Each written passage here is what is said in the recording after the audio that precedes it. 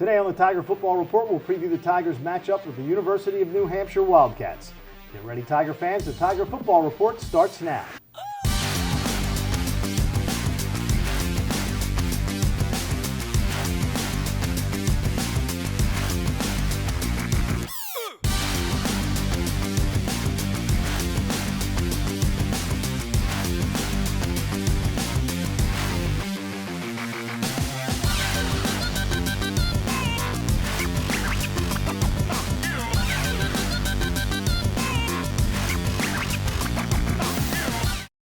And here we have 1893 from the makers of Pepsi Cola. I'm gonna swirl it. I'm gonna smell it. I'm just gonna take one small sip.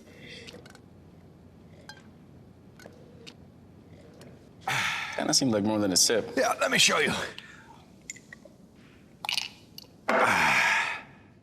Refined. 1893, made with cola nut extract and real sugar. Boldly blended colas. For an athlete, there's nothing scarier than a torn ACL. Athletes trust us with their care and their careers because we're a recognized leader in sports medicine. Get back to your active life sooner with MedStar Sports Medicine.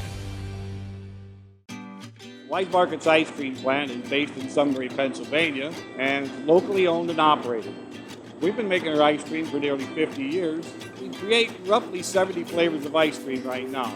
We use local ingredients, especially our cream, which is from our milk plant. The cream is what gives our ice cream a rich and creamy texture. Now, together with our customers, we've created a product called Peanut Butter Indulgence, which will be coming out this summer. It's a peanut butter ice cream with sea salt caramel swirl and chocolate-covered pretzel. How could you go wrong with that? Personally, I love our ice cream. If you come to our house at any given time, you'll find at least 5 packets of ice cream in our freezer. Our kids grew up eating Wise quality ice cream, and now we get to treat our grandchildren to it. It's been a pleasure for me to be tasting ice cream for over 40 years for Wise Markets, and I'm loving every minute of it. Hello, fans, and welcome to the Tiger Football Report. I'm your host, Spiro Morekas. The Tigers set to face the University of New Hampshire Wildcats this Saturday at 3:30 inside Johnny Unitas Stadium. To preview the homecoming game, I'm joined by the head coach of the Tigers, Rob Ambrose, and Coach, homecoming, always a big day for the alums like me and you, but who decides the opponent and what weekend you're going to pick to be homecoming? Because, I don't know, I don't think you should be picking a team that's been to the playoffs 13 straight years as your homecoming, because that's supposed to be like, you know, the cupcake game. Yeah, because we play lots of those. That's an administrative move after the schedule comes out. That too, our conference schedule, we don't dictate any of that. So, yeah, I did. When I found out it was UNH, I kind of thought that was kind of weird. I mean, now granted, we've had some barn burners with them over the years, but I recall when there was a year, maybe 2011, where we won like 5 homecomings because we were everybody's homecoming. Yeah, that doesn't happen anymore. All right, you look at the Wildcats, and in years past, they have been a team that just tries to outscore the opponent. That's not the case this year. They come in at 4-3. They did lose a shootout to Madison last week, 42-39. But prior to that, 13-10, 16-10. They were playing low-scoring games, which is unusual for a New Hampshire team. But they've got a guy, Dalton Crossan, who does everything.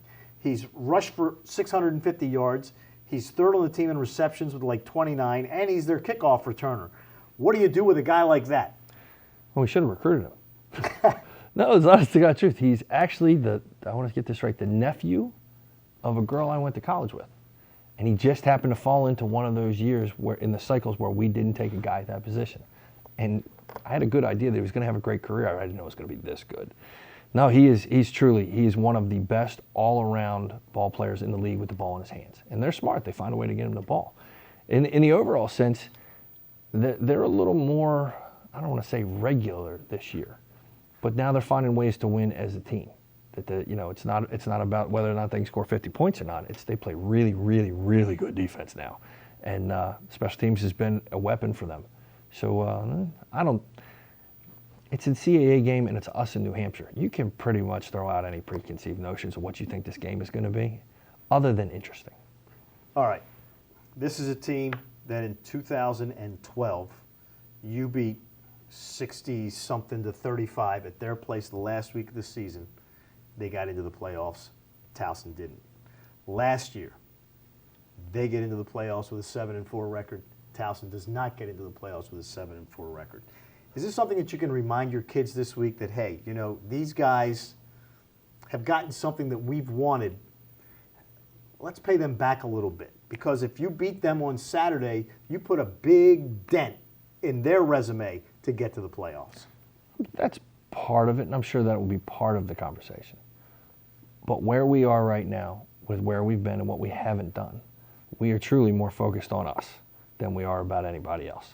And then while that's good motivational talk for a broadcaster like you or people in the stands, we just need to find a way to take care of our business for 60 minutes and do what we know how to do and finish it.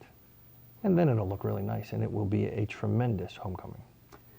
You look at them offensively, and when they throw the ball, they've got 3 receivers that have combined for 107 catches in 7 games. So that's an average of almost 16 catches between 3 guys every game. Obviously, you can't key on one guy because they've got this multiple offense. You have to play good, solid defense. And for, you know, when they had RJ, you know, they had good guys around him too, but he was just a freak. Now they got 3 really good guys. You know, these guys are all going to battle for all conference spots. I don't know if they're going to end up playing the NFL. They might. But their ability to spread the ball around makes you honest on defense, that you have to be disciplined. You can't key on one guy. You can't key on one thing. That everybody, all 11 guys, have to do their job for us to be successful. And as always, their quarterback is a guy who throws and runs in Trevor Knight. He's thrown for 1,222 yards so far this season, so he's a dual threat that you have to keep your eye on. And that's always been the case with them in some fashion. Normally, they would trade out guys. One guy's a better runner than a passer, but he could throw it a little bit, and the passer could run it a little bit. This guy's a dual-headed beast just from jump, and we know we're going to have our hands full. The discipline in your pass rush lanes, not only you have to pressure him in the pocket, but then you have to keep him there and squeeze him there and not let him get out. It's difficult. As always, the Tigers and the Wildcats most likely going to play one that's going to be crazy. Kickoff is at 3:30 inside Johnny Unitas Stadium, presented by Order Up. I'll have the call on CBS Sports Radio 1300 and TowsonTigers.com, along with Hall of Fame coach Gordy Combs, starting at 3:15. The game also on Comcast Sportsnet. Every week, I throw a name at Coach Ambrose of someone that he coached or played with here at Towson, and this guy, I think you may have done both. Offensive lineman Andy Rankepfer. Okay, first of all, you didn't say it right. Andy Raycamper. Okay. Well, if you're going to say his name, you're going to say his name right. Let me see. Coach and played, I believe you are correct, that Andy was an offensive lineman.